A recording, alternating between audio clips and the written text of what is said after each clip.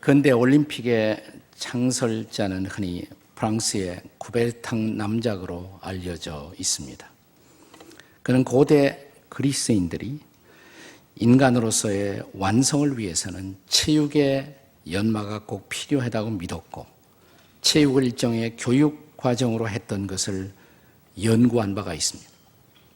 그리고 고대 그리스 경기에서 가장 기본적인 체육 종목으로 5종 경기를 정했던 것을 주목했습니다. 달리기, 멀리뛰기, 창던지기, 원반 던지기, 레슬링, 이것이 고대 5종 경기였던 것을 착안하면서 1912년 스톡홀름 올림픽 경기에서 쿠베르탕 남작은 근대 5종 경기를 제청하기에 이르렀습니다. 고대 5종 경기가 아니라 이제 근대 5종 경기. 5종목을 제안했습니다.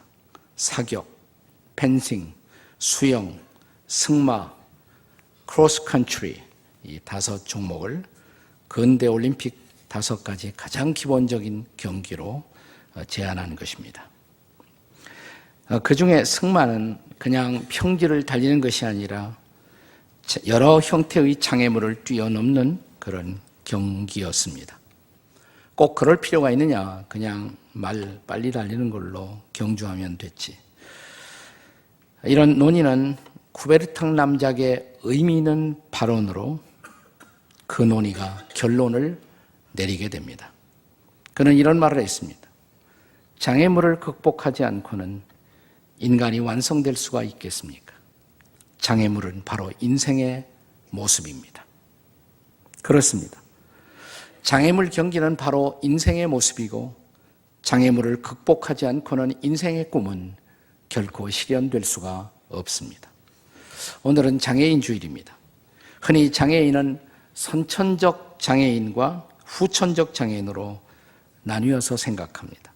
선천적 장애인은 나면서부터 인생의 장애를 안고 삶을 출발하는 분들이고, 후천적 장애인은 인생의 어느 한 시점에 일어난 사고나 질병으로 나머지 인생을 장애를 안은 채 살아야 하는 그런 분들입니다. 그런데 통계를 보면 어느 나라나 대충 인구의 10분의 1은 장애인이고요. 인구의 10분의 1이 장애인이에요. 그리고 그 장애인의 90%, 우리 한국의 작년 통계는 89%가 후천적 장애인이라는 통계가 나와 있습니다. 그 말은 무슨 말이냐면 장애의 가능성에서 예외인 사람은 아무도 없다는 것입니다. 조금 드리기가 거북한 말씀이지만 그것은 진실이고, 진실을 대면할 때 우리는 삶에 진지할 수가 있습니다. 여러분과 저는 우리 모두 예비 장애인이라는 사실입니다. 자, 옆에 사람을 똑바로 쳐다보면서 당신도 예비 장애인입니다. 다 같이 한번 해보세요. 시작. 당신도 예비 장애인이십니다. 사실이죠. 네. 그 현실을 우리는 받아들이고 장애인에 대한 우리들의 의식 구조와 편견을 수정할 필요가 있습니다. 인생의 문제라는 것은 내게 장애가 있느냐 없느냐는 장애 그 자체보다도 문제는 장애를 어떻게 수용하면서 혹은 극복하면서 살아갈 수 있느냐는 문제인 것입니다. 인생이 걷는 삶의 여정 어느 곳에도 장애물은 반드시 존재하기 때문입니다. 바벨론 포로에서부터 시온의 땅으로 돌아와 성전 건축을 시도한 이스라엘 백성들, 그들도 장애 앞에 직면합니다. 그래서 결국 성전 건축을 시도하다가 무려 16년 동안 이 건축은 다시 중단된 채 시간을 보내야 했습니다. 그들은 결국 이 장애물을 어떻게 극복했을까요? 이것은 오늘 인생의 자리에서 다시 일어나 새 일을 시작하기 위해서 우리가 반드시 얻어야 할 중요한 해답의 문제라고 할 수가 있습니다. 자, 다시 일어나 시작하기 위해 여러분과 저에게, 우리에게 필요한 일은 무엇일까요? 첫째로 하나님의 말씀을 받아야 한다는 사실입니다. 자, 중단되었던 성전 건축, 그것이 다시 시작될 수 있었던 위대한 역사는 선지자들이 선포한 하나님의 말씀의 예언과 함께 시작됩니다. 본문의 1절을 함께 같이 읽겠습니다. 1절 말씀 다 함께 읽겠습니다. 시작. 선지자들 곧 선지자 학개와 이도의 손자 스가랴가 이스라엘 하나님의 이름으로 유다와 예루살렘에 거주하는 유다 사람들에게 예언하였더니, 여기 두 명의 선지자가 등장해요. 학개, 스가랴. 자, 이 두 선지자가 하나님의 말씀을 전함으로 위대한 새 역사가 시작된 것입니다. 학개가 전했던 메시지를 우리는 학개 1장 4절에서 볼 수가 있습니다. 같이 한번 읽겠습니다. 시작. 이 성전이 황폐하였거늘 너희가 이때에 판벽한 집에 거주하는 것이 옳으냐? 다시 말하면 그가 이 말씀을 예언하던 그 당시 소위 하나님의 백성들은 개인의 사적인 안락에만 빠진 나머지 하나님 나라에 대한 관심을 잃어가고 있었던 것입니다. 그리고 오직 어떻게 내가 좀 더 나은 집에서 사느냐, 거기에만 관심이 있고 하나님의 일에 대한 관심을 상실한 채 보다 나은 집에 살 것만을 고민하고 있었던 그 당시의 주의 백성들을 향해 학개 선지자가 이 말씀으로 도전하는 것입니다. 성전은 황폐해 있는데 너희 집만 꾸미는 것이 합당하냐, 이 말이에요. 자, 몇 달 후에 스가랴 선지자도 다시 주의 말씀을 전합니다. 스가랴 1장 3절입니다. 같이 읽겠습니다. 시작. 그러므로 너는 그들에게 말하기를 만군의 여호와께서 이처럼 이르시되 너희는 내게로 돌아오라. 만군의 여호와의 말이니라.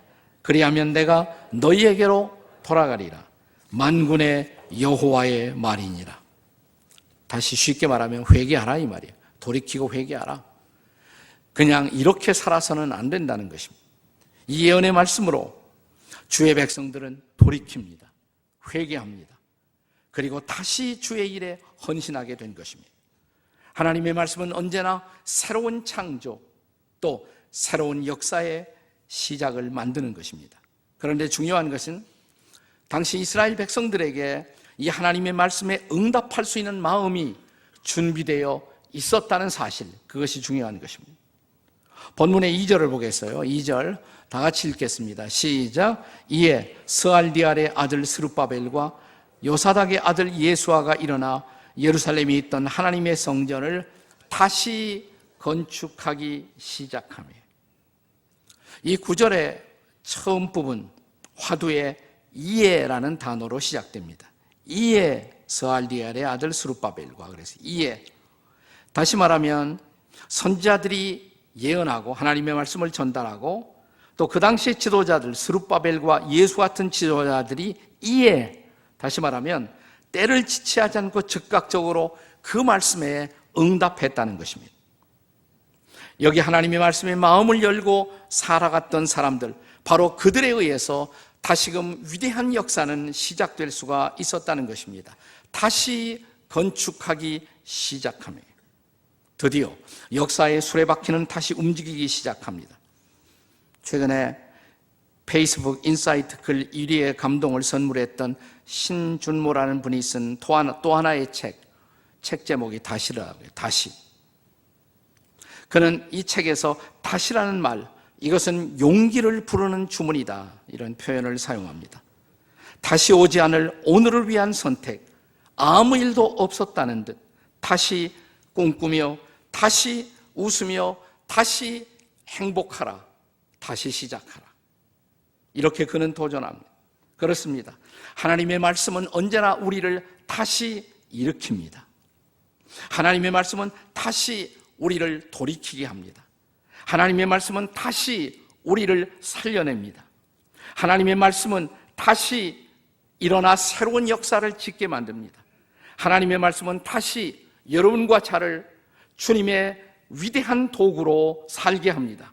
하나님의 말씀은 다시 우리를 소명의 땅으로 인도합니다. 그렇다면 사랑하는 여러분, 지금이야말로, 오늘이야말로 다시 하나님의 말씀을 붙들고 다시 일어나 걸어야 할 때인 줄로 믿습니다. 옆에 사람에게 다시 일어나세요 한번 해보세요. 다시 눈 먼저 뜨시고 그리고 다시 일어서십시오. 자, 다시 일어나기 위해서는 두 번째 필요한 것, 하나님의 사람들의 도움이 필요합니다. 다시 일어나 건축하기 위해서 필요했던 것은 많은 사람들의 도움이었습니다. 자, 하나님의 말씀을 받고 지도자들이 일어나 건축을 시작하자마자 오늘 본문 2절의 마지막 대목에 보면 하나님의 선지자들이 함께 있어 그들을 돕더니 이렇게 기록되어 있습니다. 하나님의 선지자들은 말씀만 전한 것이 아니에요. 자, 그들은 역사의 현장 한복판에 나가서 백성들을 돕기 시작한 것입니다. 그렇습니다. 여기서 우리는 참으로 우리가 하나님의 말씀을 순종하기만 하면 필요한 도움은 반드시 주어진다라는 레슨을 얻을 수가 있습니다. 그리고 그때 하나님의 백성들은 이런 필요한 도움을 수용하는 지혜를 또한 보여주고 있습니다. 여러분, 필요한 도움을 받을 때는 받아야 합니다. 도움을 거절하는 것은 용기가 아니에요. 그것은 때로 교만일 수가 있습니다. 왜냐하면 우리는 서로 도우며 살아가도록 그렇게 지음받은 존재이기 때문에 그렇습니다. 바울 사도는 우리들의 신앙생활에 있어서도 가장 필요한 것이 뭐냐? 바울이 그의 편지를 통해서 성도들을 권면할 때 가장 많이 사용했던 단어가 뭐냐면 서로라는 단어였습니다. one another, 서로 세우라. 서로 덕을 세우라. 서로 짐을 지라. 서로 권면하라. 서로 찬양하라. 서로 기도하라. 서로 죄를 고하라. 서로 용서하라. 서로 위로하라. 서로 사랑하라. 그게 신앙생활이에요. 신앙생활을 혼자 하는 것이 아니에요. 교회가 필요한 이유, 공동체가 필요한 이유, 서로 일으켜 세우기 위해서. 그렇습니다. 서로가 서로를 돕기 시작할 때 가장 기뻐하는 분은 누구일까요? 서로 세우라고 명령하신 바로 그 하나님이 가장 기뻐하지 않으시겠습니까? 그렇습니다. 자, 서로를 돕기 시작할 때 하나님은 이 일을 축복하십니다.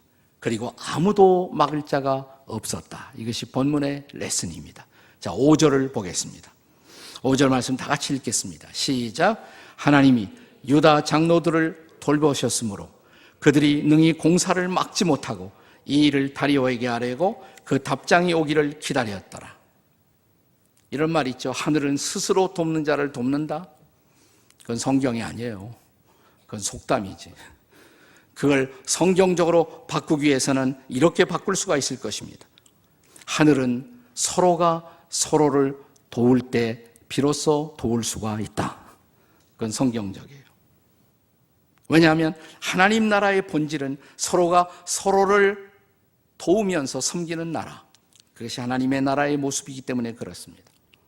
유명한 세계적인 전도자 빌리 그레함이 천국을 묘사하면서 우리가 천국에 가면 틀림없이 식탁에서 우리는 긴 젓가락을 사용하고 있는 것을 보게 될 것이다. 왜 그랬을까요? 우리가 식탁에서 긴 젓가락을 사용하면 어떤 일이 벌어집니까?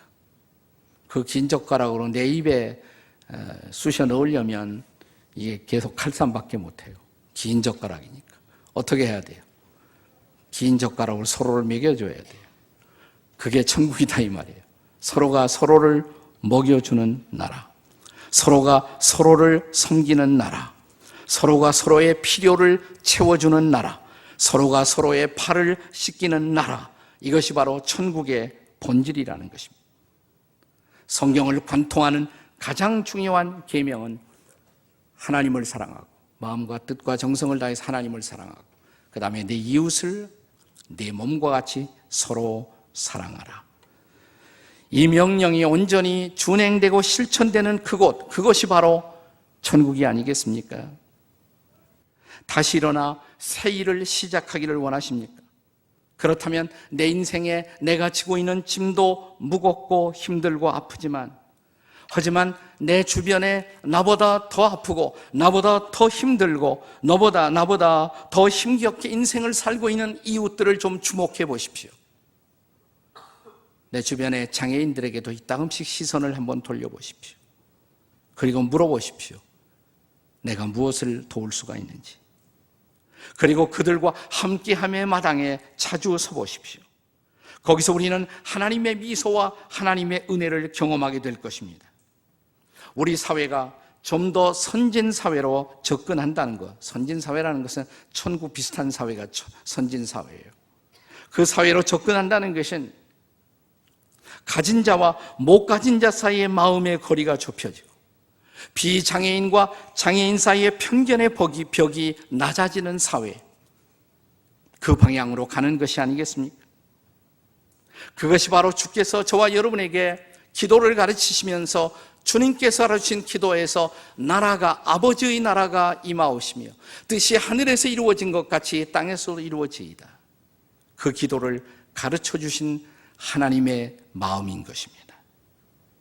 여러분, 정말 다시 일어나 하나님의 나라를 향한 삶을 살고 싶습니까?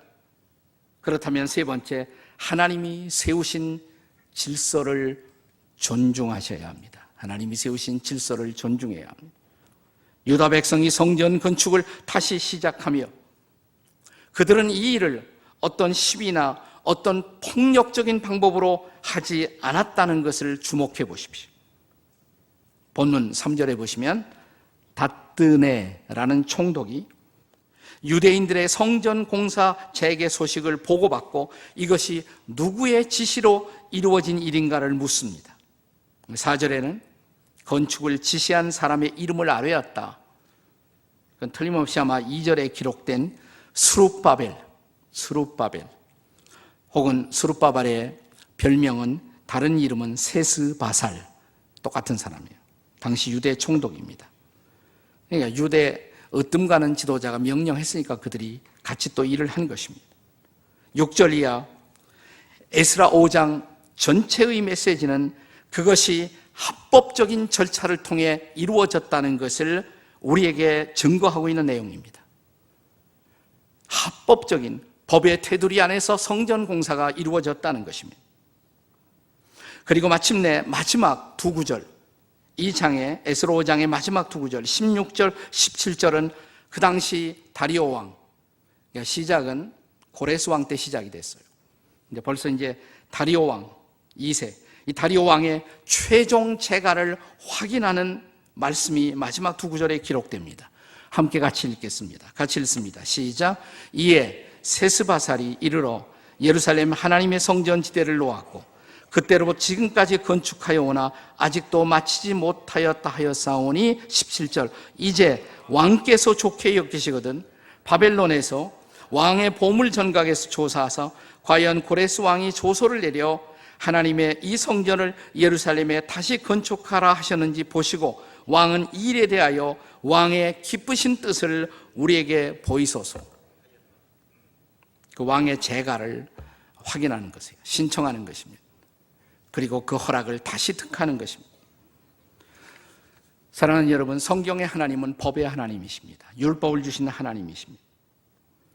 그것은 우리의 삶이 하나님의 법을 따라, 질서를 따라 우리의 삶이 만들어져 가기를 하나님이 기대하신다는 것입니다.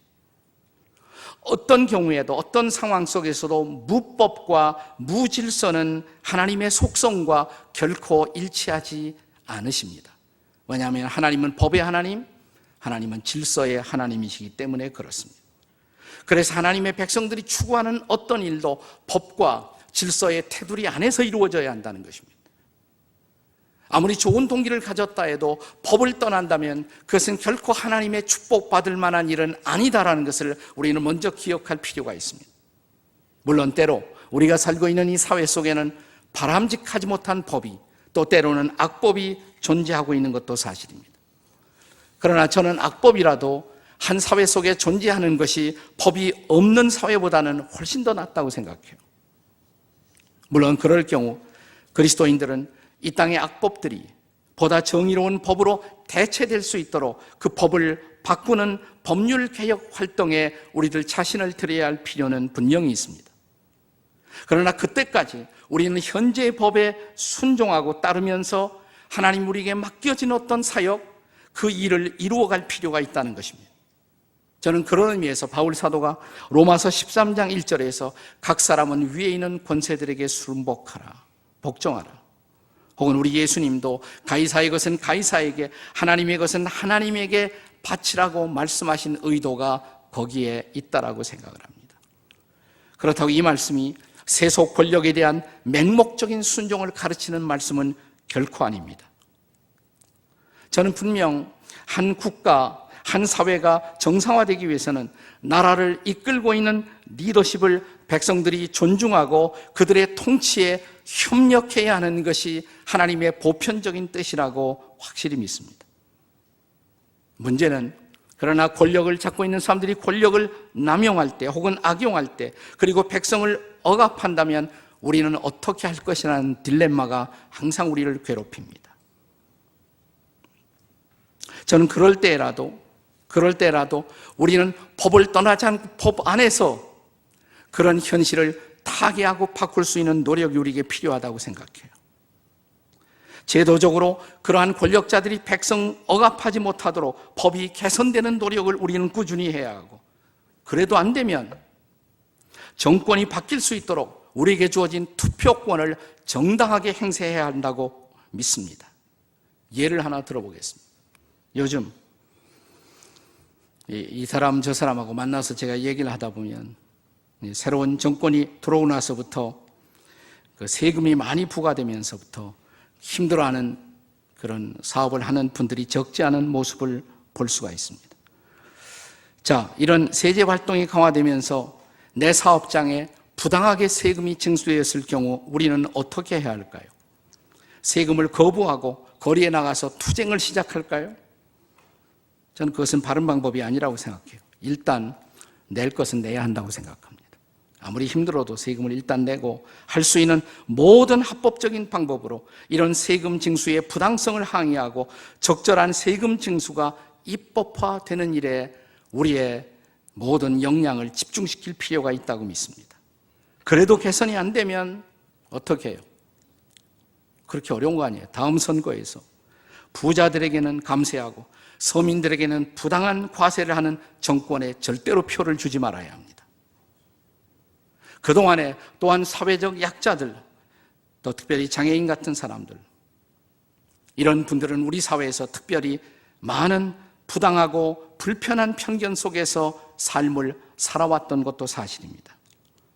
감사한 것은 그래도 깨어있는 법률가들이나 사회복지가들의 활동을 통해서 아직도 갈 길이 멀지만 그래도 우리 사회 속에 이런 장애인들의 사회적 약자들의 처우가 훨씬 더 개선되고 있다는 사실은 감사해야 할 일입니다. 우리는 우리의 정부 혹은 우리의 사회 그리고 우리의 교회도 이런 사회적 약자들을 품에 안고 돌아보는 일에 훨씬 더 커다란 패션과 헌신이 우리에게 필요하다고 믿습니다. 우리가 꿈꾸는 나라, 우리가 꿈꾸는 사회, 어떤 것일까요? 요즘 청년들 실업으로 젊은이들이 많이 힘들어하고 있는데, 청년들이 창업이라는 모험을 감행하고 그들이 실패해도 다시 일어설 수 있도록 응원을 해주는 나라, 우리가 꿈꾸는 나라 아니겠어요? 사회적 약자들인 장애인들이 저들의 몸의 불편함에도 불구하고 그들의 꿈이 펼칠 수 있도록 그들이 노력할 때마다, 애쓸 때마다 박수를 치고 응원하는 나라, 이런 나라가 오기를 기도하는 저와 여러분이 되시기를 주의 이름으로 축복합니다. 지난 3월 뉴스에 이렇게 보다 보니까 한 시각장애인이 에베레스트 정상에 도전하는 원정 발대식이 뉴스에 보도되었습니다. 시각장애인이 에베레스트 정상을? 대단하구나. 그래서 뉴스가 제 시선을 끌었어요. 그리고 적지 않은 이 사람의 커리어를 소개하는 장면에서 제 마음속에 울림과 감동이 있었습니다. 주인공은 전북 시각장애인 도서관장인 송경태 씨라는 분이었습니다. 그는 1급 시각장애를 극복하고 이미 벌써 극한 4가지 유형의 4대 극한 마라톤에 도전한 바가 있었다고 그래요. 사하라 사막, 고비 사막, 아타카마 사막, 남극 마라톤, 이 4가지 극한 마라톤에 이미 도전했어요. 네, 사막 근처에도 못 가본 사람도 많은데 예, 이 네 가지 극한 마라톤에 도전을 했어요. 그리고 지난 1월 달에는 전문 장비 없이 오를 수 없는 아프리카의 킬리만자로의 후루 피크 5,895m 정상에 등정했습니다. 작년 1월에. 그리고 이어서 그 다음 3월에는 히말라야 아일랜드 피크 6,189m 정상에 섰습니다. 별로 안 놀라시네요. 시각장애 앞이 보이지 않는 분이에요. 앞에 보이지 않는 분이. 예. 그리고 이번에는 세계 정상의 에베레스트한 최고 정상에 이분이 도전한다는 거예요. 금년에. 이토록 무모한 모험을 계속하는 이유가 무엇이냐는 질문 앞에 그는 이런 대답을 합니다. 항상 도전을 앞두면 불가능한 것 같이 보이거든요. 근데 이 불가능한 도전에 성공하고 나면 제 마음속에 더 큰 난관, 더 큰 모험에 도전할 의욕이 이상하게 생겨요. 언제까지 끝없이 하겠습니까? 그리고 만약에 실패하면 어떻게 하시겠습니까? 실패는 생각하지 않고요. 내가 도전한 그만큼이 내 후배들에게 새로운 희망이 될 테니까요. 내가 도전한 그만큼이 바로 우리의 이웃들에게 희망이 되고 축복이 될 수 있다는 사실 때문에 그는 이 산에 그리고 이 사막에 걸음을 지금도 내디고 있다는 것입니다. 그렇습니다. 여기 우리가 다시 일어서야 할 이유가 있습니다. 더 커다란 도전을 위해서. 우리 앞에 기다리고 있는 더 큰 난관, 더 큰 도전을 위해서입니다. 그리스도인들 앞에 궁극적으로 우리 앞에 기다리고 있는 도전, 그것은 하나님 나라를 향한 도전이 아니겠습니까? 그 나라를 섬기기 위해, 그 나라의 뜻을 이루기 위해, 그 나라의 비전을 이루기 위해서 사랑하는 여러분, 지금 혹시 넘어져 계십니까? 지금 혹시 난관 앞에서 낙심하고 있습니까? 혹시 그 난관 앞에 포기하려고 계시진 않습니까? 다시 말씀을 붙드시죠. 그리고 이 말씀을 붙들고 다시 일어서십시오. 그리고 다시 도전을 시작하십시오. 내가 도전한 그만큼만이라도 그것이 내 이웃에게 주는 커다란 감동이 될 수가 있다는 것, 따라올 수 있는 모델이 될 수가 있다는 것, 그만큼의 내게 주어진 내 몫의 책임을 다하기 위해서 사랑하는 여러분, 지금은 우리가 다시 하나님의 음성을, 하나님의 말씀을 들어야 할 시간입니다.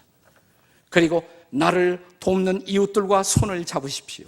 그들과 함께 일어서십시오. 송경태 씨도 그 높은 도전을 위해서는 혼자 가진 않았겠죠. 누군가의 손을 잡고 함께 올랐을 것입니다.